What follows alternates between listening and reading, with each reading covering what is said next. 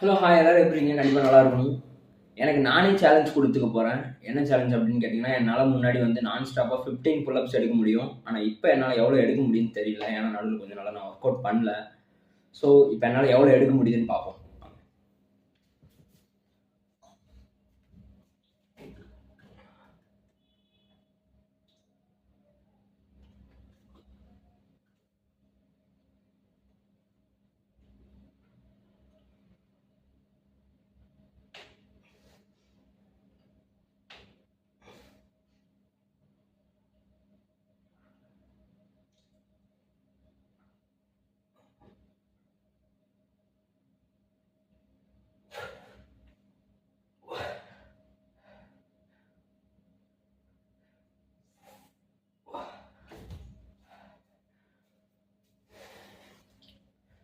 Okay bye.